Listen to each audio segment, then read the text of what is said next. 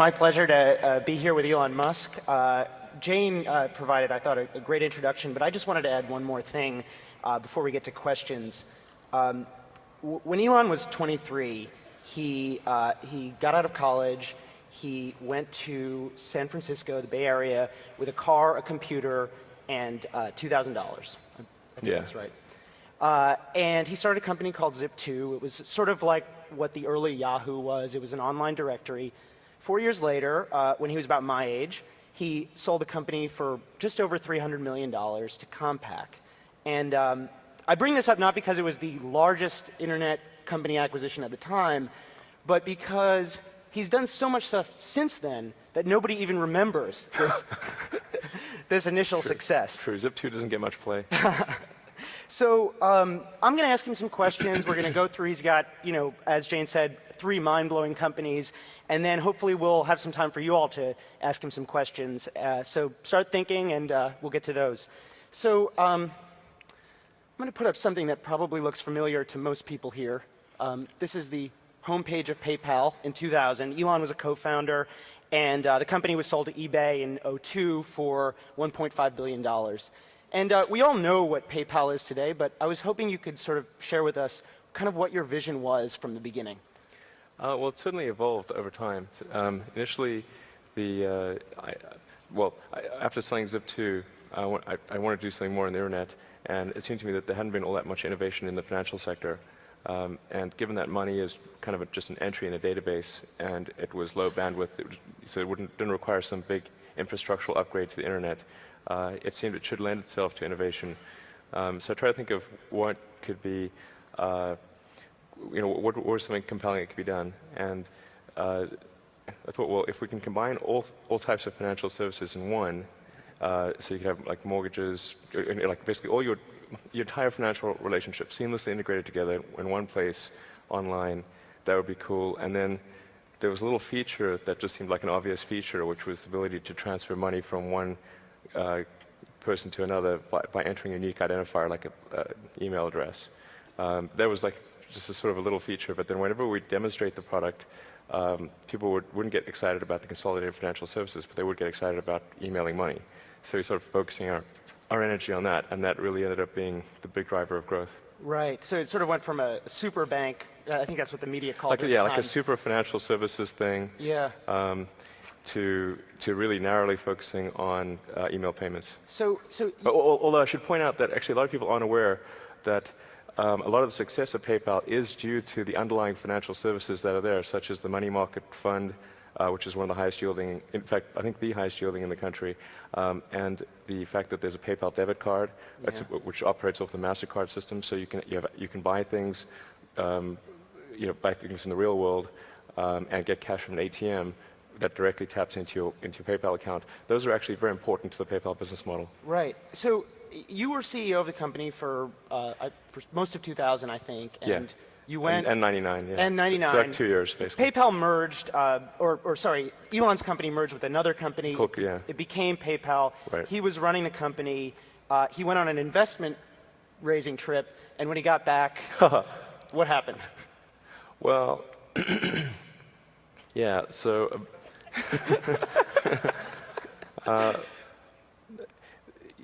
I think it's not a good idea to leave the office when there are like a lot of major things underway which are causing people a great deal of stress. Yeah. But it was a combination of needing to raise money, and I'd gotten married earlier that year and not had any vacation or honeymoon or anything, so it was kind of a combined financing trip / honeymoon. Yeah. And and anyway, away for 2 weeks, and there was just so much. There was just a lot of worry, and that caused the management team to decide that I wasn't the right guy to run the company, and so the board was like, geez, what do we do? So basically, I could have fought it really hard, but instead I said, rather than fight it at this critical time, best to sort of concede. It's amazing to me how you managed, when I first asked you about this, you said you buried their hatchet. And you know, one of the, basically the person who replaced you just put, I think, $20 million or so into your company. And Yeah. how did you get past that kind of betrayal? I mean, how did you guys patch it up? Yeah, that's actually an interesting story. Well, while I didn't agree with their conclusion, I understood why they took the action they did. And they're not, you know, Peter and Max and David and the other guys, I mean, they're smart people with generally the right motivations. They did what they thought was right, and I think for the right reasons. I mean, except that the reasons weren't valid, in my opinion. But it's hard to argue with the ultimate outcome, which is positive. So, Right. you know, I just thought, you know, it's just easy to be better and just hate them forever. But you know, it's best the right better course of action is to turn the other cheek and sort of you know make the relationship good, and it was. You know, but I put a lot of effort into sort of making things good, and and then yeah, actually recently the Founders Fund, which is comprised primarily of ex-PayPal people, including Peter, who replaced me as CEO, invested in SpaceX. Yeah. And I invested in Peter's things before Right. that. So I want to put up something about what this you know, PayPal sale to eBay helped make possible. Tell us what we're looking at. That's the Tesla Roadster, which is the world's first production electric sports car. And how much does it cost? How fast is Sure. it? Give us the sales pitch. Okay. They just opened a dealership, so he should be good at this. Yeah, actually, I've sold a lot of cars. So the Tesla Roadster is the nutshell, you know, the elevator speech thing is that the Roadster is faster than a Ferrari and more efficient than a Prius. So it actually has better acceleration than any Ferrari except the Enzo, and it's about 3.9 seconds 0 to 60. And that actually understates the true acceleration because 0 to 60 for a gasoline car is measured from when the wheels start moving, but the wheels only start moving when you engage the clutch, and it typically takes about a quarter second or more to engage the clutch. But there's no clutch for our car. It's direct drive, so you don't have a clutch engagement delay. So it's like to a gasoline car with a 0 to 60 of about 3.6 seconds. And it's got incredibly good handling. And then the energy efficiency of the car is probably the most amazing thing. It only costs $4 at current California rates to go about 250 miles. So the range, the current EPA rated range, which is a combination of highway and city with the air conditioning on, is 244 miles. So it's amazing. So this is, I mean, it's so cool. It costs $109,000 if anybody's interested. It's expensive, but it's comparable to like a Porsche 911, Right. you know. So we wanted to have something which was in the price range of a comparable gasoline car that it could, you know, probably beat. You know, so that's key because, you know, it's one thing to have a compelling product, but it has to be a compelling product at a compelling price. Right. You, in the press, obviously, this has gotten a lot of attention, and Elon's taken a lot of flack for various redesigns. You've been portrayed as a micromanager, you know, redesigning the headlights or whatever. I thought it was a nano manager. I've improved several orders of magnitude. So, why does the car need to be perfect? I mean, why did you need to redesign, you know, the doors, for instance? Well, first of all, the car is definitely not perfect. Okay. In fact, one of the things that troubles me personally is like when I see a product, I can immediately see a readout of all the flaws. Yeah. I need to reprogram myself or remind myself to like look at the good things as well. So it's certainly far from perfect, but the acceptance. I mean, fundamentally, if you don't have a compelling product at a compelling price, you don't have a great company. And that was really the gate that the car had to pass through.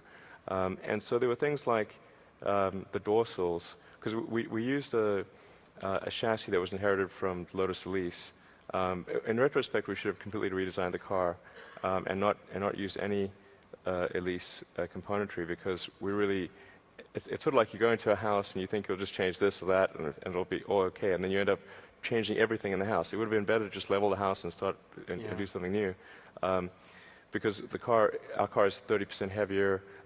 The load points are all different, so we had to really redesign the chassis. And one of the things I said we've got to do is to lower the dorsals. And as it is, our dorsals are still too high, but I'd say, imagine if they're 2 inches higher, because that's what they were. It made it almost unusable, in my view. Yeah, I mean, what Elon, I think you were quoted saying something like, DeLorean failed because they built a bad car, and and the car needs to be worth $109,000 to absolutely, make it work. Absolutely, exactly.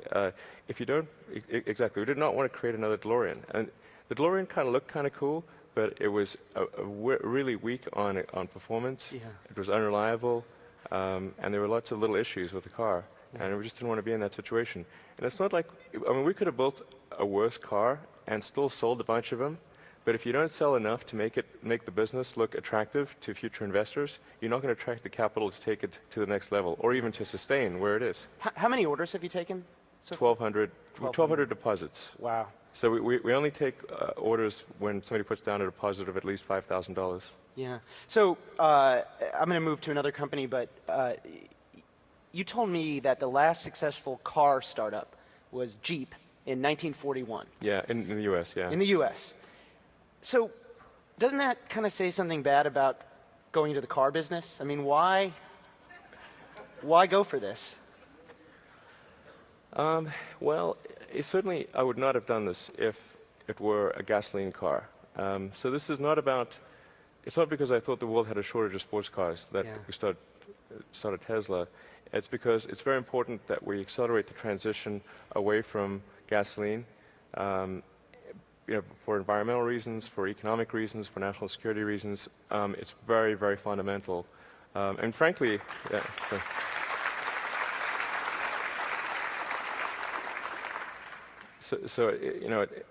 even if you don't believe in the environmental reasons, even if you don't believe in the national security reasons, it's obviously gasoline, oil is not a renewable resource. And sooner or later, the economic issues are going to cause a collapse of the economy, literally a collapse of the economy, if we don't find an alternative, because you'll be paying $20, $30, $40 for gasoline, and the stuff's going to get, it's going to start approaching the price of gold. I mean, it's going to be crazy. So we got to find a renewable alternative, and the good that Tesla is doing is not just Tesla's what Tesla is itself. It's the example that Tesla sets for the rest of the industry. In fact, people have probably seen the announcement for the Chevy Volt. Well, Bob Lutz is the champion of the Chevy Volt, and he credits Tesla with starting getting the Chevy Volt started, because when we unveiled our Tesla Roadster a couple of years ago, and he saw the press release, he took the Tesla press release, went to his development guys and said, if a little company in California can do this, why can't we? Yeah. And that's what prompted the Chevy Volt. Yeah.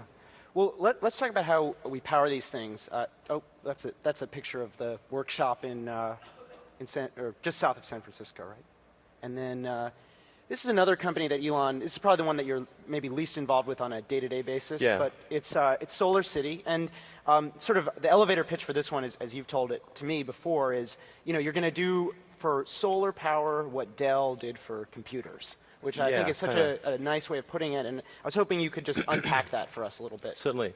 Well, Dell doesn't make the CPU or the hard drive or the memory, but they put it all together, and they manage the relationship with the end customer, and they manage the service and all that. And that's a very important element, because if you had to go to Intel and buy your CPU and somewhere else and buy your hard drive and put that all together, very few people would have computers. Yeah.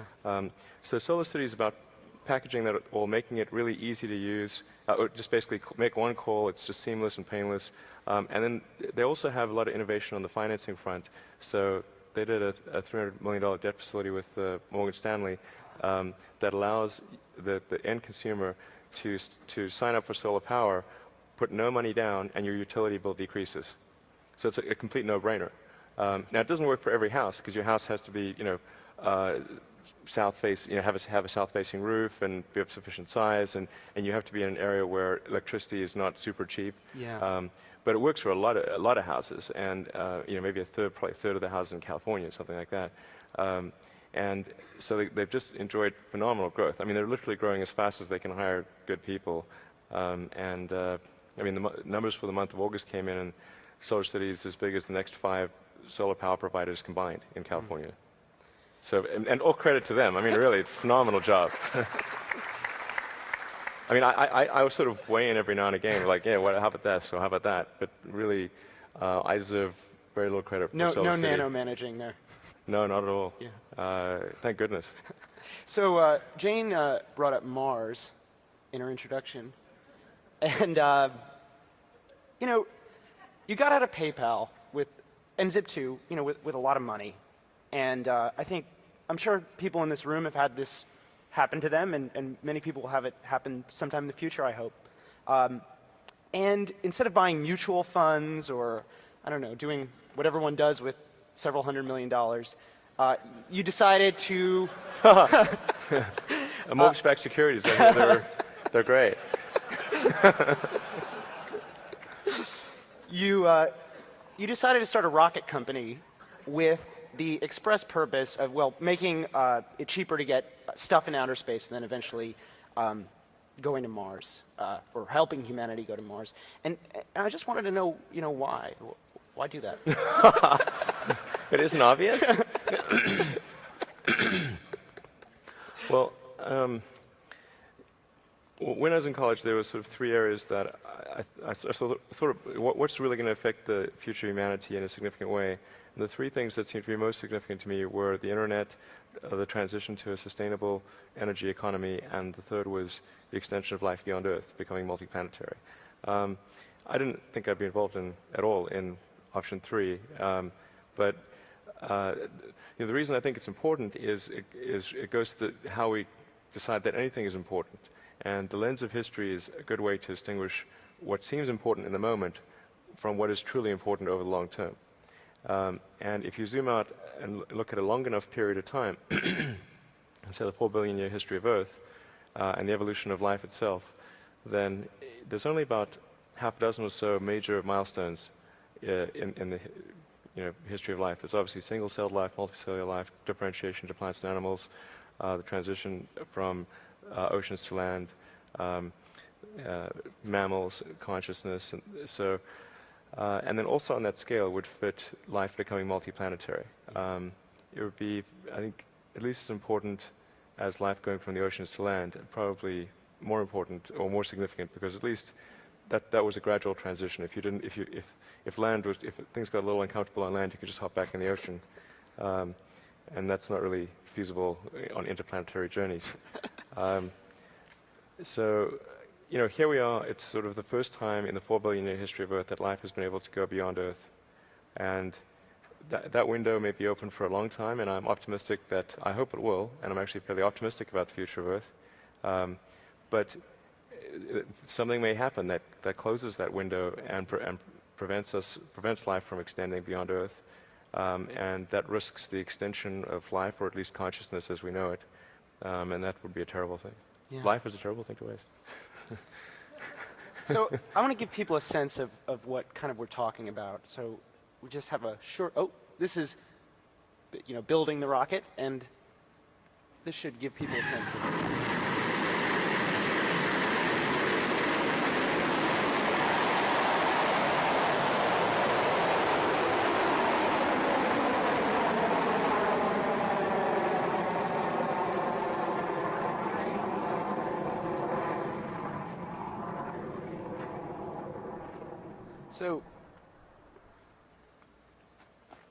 So that's your rocket, and that launched.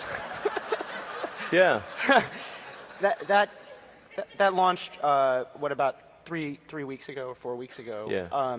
And we'll get to what happened, but I just want to ask you. I mean, watching that and when you watched that for the first time, your first rocket went in 2005, I believe, or Right. I mean, how did you feel when $100 million years of work, and you're shooting something in the air. I mean, it must have been amazing. Yeah, it's pretty nerve-wracking, that's for sure. The pucker factor on launch day is very high. So no, something. Well, yeah. I mean, I'm actually, should be said, I'm actually kind of like a physics guy. I mean, I'm like an engineer really, and I do kind of the business stuff because you kind of have to do the business stuff, or if you don't do the business stuff, somebody else is going to do it for you, and then you could be in trouble. I'm actually the chief designer of the rocket. I mean, I could redraw that rocket without the benefit of blueprints for the most part. Yeah.